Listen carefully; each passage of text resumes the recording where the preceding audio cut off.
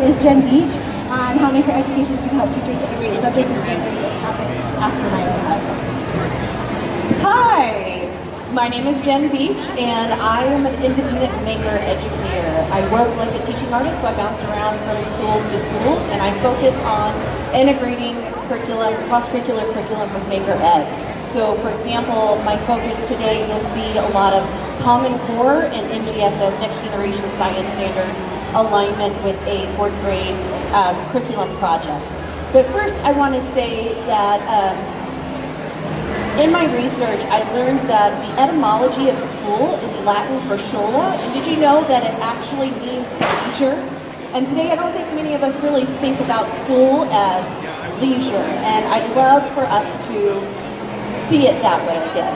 So how many of you are parents or educators or parents in here? Okay, I've got a lot. Great. And maybe if you're not an educator or parent, but maybe you remember being in school, and at least I do, and I had a very hard time learning through just a lecture and textbook style learning. And so what we are learning now is that having a mix of visual, auditory, textual, and kinesthetic learning is much more effective in the classroom. And that's why I emphasize adding maker education into the classroom, not just as an after school or before school program, and trying to help us learn a little bit more effectively.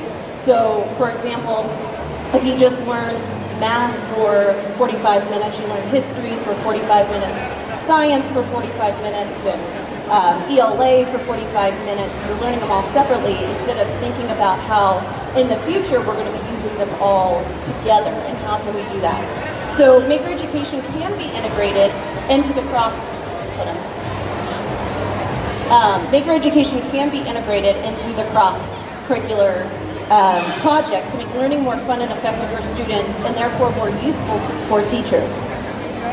So what we're going to be focusing on today are standards in science, history, math, and ELA. I'm going to discuss how making is an effective tool, and then give you an example of a full project that you can integrate into the classroom. And what I want to do is give not only just teachers, but also school administrators and parents the encouragement to implement new curriculum into the schools with making and cross-curricular integration.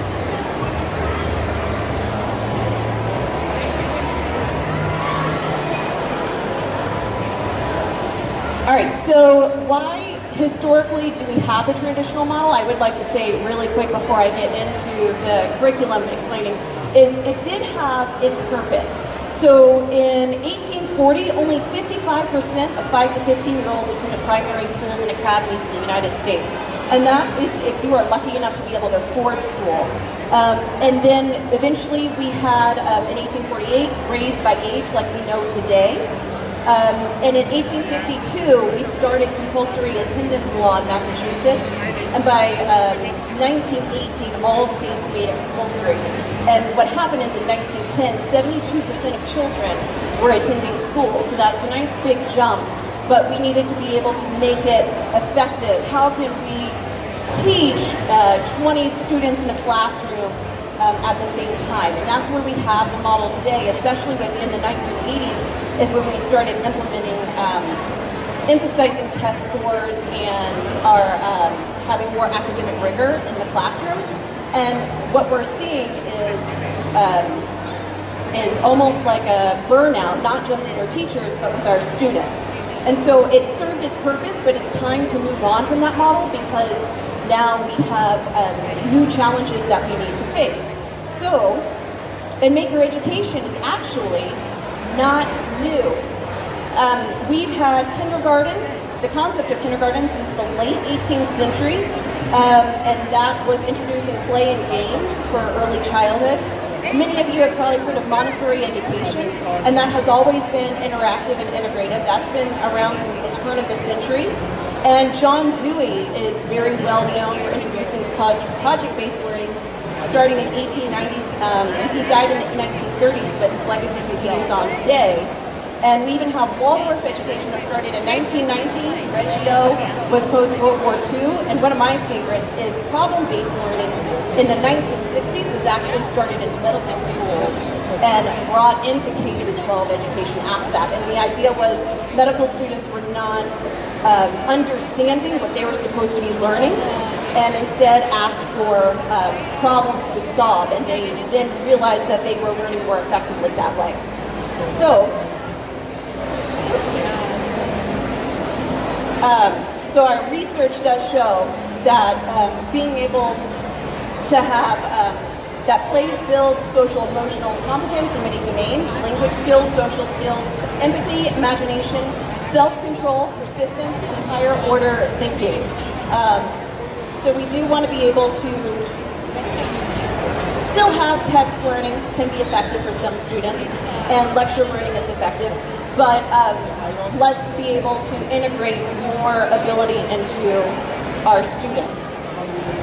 So for the basics of this is more the nitty-gritty and the fun stuff for those of you who are interested. And at the end, I'll have a link to my website. I have a whole blog with all of the standards I'm going to be talking about. So don't have to worry about trying to keep up with keeping those notes. If you want to, just go to the blog and you can steal all this information. Please have at it. So for this example, you may change as you need to, depending on what types of standards you need to do in your classroom. This one is just 4th grade. Of course, you can take this idea for any other grades as well. And I'm going to start the project with, you would be reading The East-West House, and it is by Christy Hale. It's about Isamu Noguchi. I don't know if any of you are familiar with the designer. He is Japanese American, and he is mostly known for sculpture, and he's also a designer. He's made a very popular mid-century modern coffee table, and that's why I was introduced to him. But what's really fascinating about him is he's lived in Japan and he's lived in the United States and traveled all over the world. But when he was 8 years old, his mother had him be the supervisor for constructing his home. And just 8 years old. So this is for a new home for his mother, himself, and his little sister. This was in Japan, and he wanted to integrate his Japanese culture and American culture into it. So that's what the East-West House is about, and is an appropriate book for 4th grade. Also in 4th grade, students are learning about Japanese Americans who were interned in internment camps. Isamu was interned. He actually self-interned himself. He volunteered for 8 months. He did have to leave, and they didn't let him back in. So in this project, students are going to be empathizing with, you can also do this with immigrants, because in history standards, there are immigrants in California from 1850, or you can focus on standards of for Japanese internment standards. So let me get. So those are your history standards. 443 is for the immigrants from 1850 to 1900, and 445 is for Japanese internment camps. And also, overall, through this whole project, you'll have speaking and listening skills. So your class will decide and post rules for discussions and roles, which I find fascinating, giving your students autonomy into the classroom. I think this is a great standard and very necessary for when they are leaving school. So say they could specify who does the person asking, who does the person who does answer, who's possibly the moderator, and then they discuss ideas and questions one-on-one within their groups and teacher-led conversations. They have to be prepared for discussions, and the information that they have to be ready to talk about is with reviewing key ideas from their research, giving their understanding of such research, responding to questions with evidence, making questions, adding comments that link to what others are saying. For the teachers, this is what's interesting. What you'll be doing at this time is walking around the classroom, and you're going to be observing and assessing with the students that they're speaking in an organized manner, using relevant facts appropriately, being descriptive with details, speaking clearly, and speaking at an understandable pace. And as well as you're going to emphasize the difference between how you talk during a formal presentation like this, such as students would be doing, as well as how to speak informally during group time. So both will be emphasized that there's a time and a place for how to speak.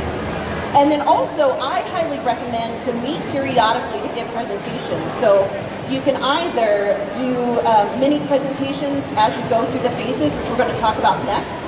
You can have mock presentations before the final presentation, or you can have a little bit of both. So to get into the more fun stuff, that was just framing the project. What we're going to be doing, or what the students will be doing, is going through the 5 design phases. And the 5 design phases typically starts with empathy, define, ideate, prototype, and test. You can use different verbiage of these ideations, or of the process. This is just the most standard one that you'll see in this area, because the D School has developed a wonderful PDF that I've linked onto this blog that helps explain the design process. It's wonderful, useful information. So the first phase is empathy, or to empathize. And so students need to understand and share the feelings of another person or group. So what they're going to be doing is they're going to be doing a lot of reading during the empathy phase, and even possibly giving interviews with people. So you can have some sort of character set up where they interview each other to better understand. Let's see, they'll be also have a science standard in this phase. So for engineering, technology, and the application of science, the groups have to have a constraint. So what they're going to be doing is they're designing a home.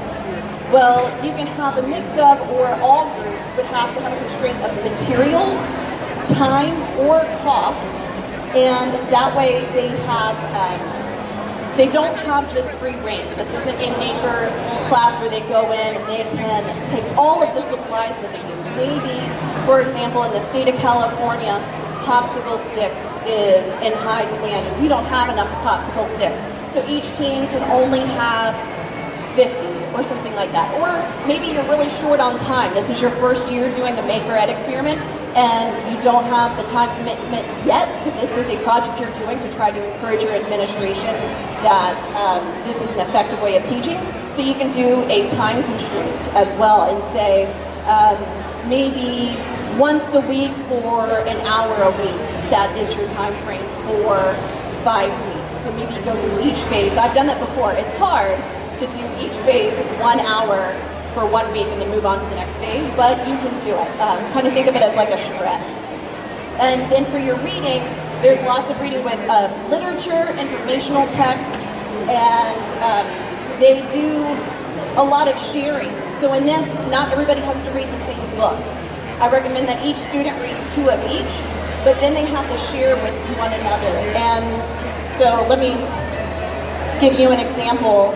Those are all the ELA reading standards that you can accomplish during this phase. And again, I go into more detail in the blog if you want more detailed information. The second phase is to define. So students will be describing the meaning of the problems their family faces. So like I said, they're going to be designing a home for a family. Either the family is an immigrant family to California in 1850 to 1900, or this is going to be a Japanese family coming out of an internment camp, depending on which history standard that you want to go by. And so for here, we have a lot of writing in this phase. That's primarily what you're going to be doing. So based on the research that you did in the empathize phase, they're going to be writing and documenting, and they will be encouraged to do so and continue this. This is just where the main bulk of the writing and documentation of their research and discussions with their groups before. And then for ideate. So to form ideas and create multiple designs as a solution to the problem they defined. So say they had maybe come up with one issue. This is where we think of, for those of you who are used to creating drafts or design drawing, this is the phase that you can think that aligns with that. You want your groups to have multiple solutions to, because it fills with the science standard that you need to be able, with NGSS, students need to be able to have multiple solutions to a problem, not just one solution to a problem. And in this phase, it's always interesting. Sometimes you'll have a group where they take way too long on one design problem and they need 5, and they want to spend 2 hours on it and you have 20 minutes. Or you'll have a group that spends 3 minutes on it, definitely has not thought through. So it's interesting, you know your students, and that part you can adjust how you're going to do the design drawing phase. And so setting up perimeters ahead of time is always really, really helpful, I find, because I always get a mix of the two. Either they draw way too much and spend way too much time on details, or they don't draw enough and they don't think things through. But it's always fun because then eventually they start to learn as they realize, hey, you need to pick up the speed. They start to understand the process a little bit better, and then next time is just going to be that much easier. So don't be discouraged when you come across that problem. It's completely normal. And for math, you get a lot, almost all of your math is during this stage. So for example, one of the standards in Common Core is understanding that area is equal to length times width, while interpreting that area is equal to length times as many width, as well as width times as many length. And so what I recommend you doing is very simple, and you probably see this often in design drawing, is use grid paper and have tons of grid paper, and each grid mark can equal an inch or a foot, depending on the scale, and actually emphasize for them to understand scale through this. And they also need to measure the material so they can plan accordingly based on if material is your constraint or if cost is your constraint. This is the part where they're really going to have to come across making sure that that constant variable is being focused on, which we'll talk about in another phase. As well, oh, and one of my favorites, which I think is interesting, is making sure that they keep notes on these designs on your floor plans. So it should not just be drawings, but they should also have their math on the drawings. Don't have the math on another sheet of paper because it doesn't really align and make sense. Put the math on the drawings and have them put both, and this is at one of the standards, have a comparison of the drawings in inches and the drawings in feet. That way they can see, oh, this is 12 inches, also 1 feet, or this is 15 inches, which also means 1 foot, 3 inches. And it helps, it's part of a standard, but also helps them visualize and understand why that standard is important.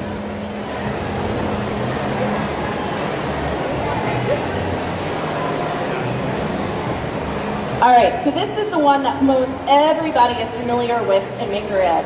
And this is the part you think of when you go into the classroom and making supplies are everywhere. So I won't spend too much time on it, but this is where you're making a model of one of your best or most helpful ideations in order to test your solution to the family's living condition problem. So they will have maybe a whole day, or they'll have a whole week, depending on how much time you're spending on this project. But I think most of you can familiarize yourselves with what this process looks like. It's taking all the information that they have gathered already and putting that into a physical object, almost like creating a piece of sculpture, but with data. And then the last phase is the testing phase. And this is to test how effective the group's solution is. And in this phase, you're doing a lot of science and even more ELA standards and writing. So this is where you think of your presentation time.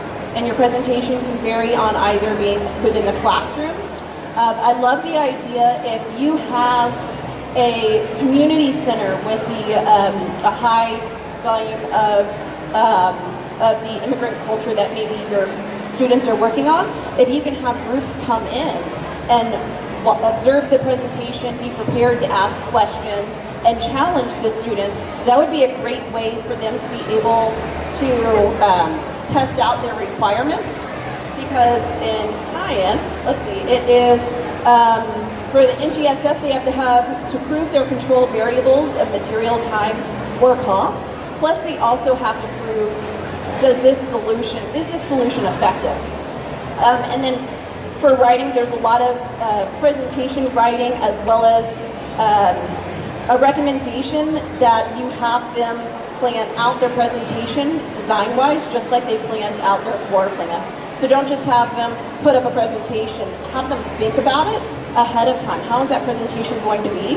Because what that will do is emphasize the process of thinking of what they're doing, and not just doing to create a artifact for you to say, oh wow, that's really, really nice what you did there. Instead, you can say, wow, I can see you really thought that out. You realize this way of presenting the problem was not as effective, so you learn to do this instead. So you'll see a lot more critical thinking skills in your students as you encourage this type of design and making thinking.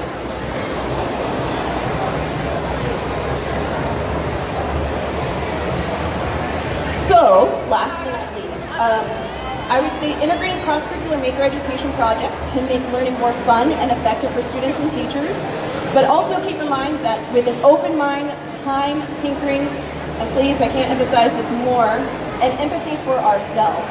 If you do this for the first time, you're probably going to make mistakes. It's okay. We can create curriculum that will not only help us pass the required standardized tests, but to even truly understand the knowledge. I am always making a mistake in the classroom as a teacher, and what it does is it teaches me how to do better the next time. So I highly want to emphasize that. That's usually what I see in the teachers that I work with the most, is that they're terrified of it not going perfect the first time. And I want to emphasize, if we want our students to be okay with things not going well and failing the first, second, 100th time that they've tried something, we need to also model the same behavior in ourselves. So have a little bit of empathy for yourself in the classroom, both as a teacher and as a parent. And last but not least, I do have, here's my information. So my website has, if you go to the blog section, you'll see this written down in way more detail. So you'll see all of the standards that I listed, as well as a little bit more in-depth explanation of the steps. But what I would ask of you is, if you're teachers, I am looking for beta testers for 3rd grade curriculum, and in the future, kindergarten. I currently work with K through 8, so anybody can talk to me and like, hey, I have this problem. What is your idea? Feel free to, even if you're not 3rd or kindergarten, feel free to contact me. For schools, I recommend adding maker education training to professional development days. Your teachers need support. This isn't something that you can just throw at them. For parents, you are a huge advocate. You are a huge advocate not just for your kids, to your teachers, but you're also a huge advocate for your teachers who are trying to encourage this to the administration.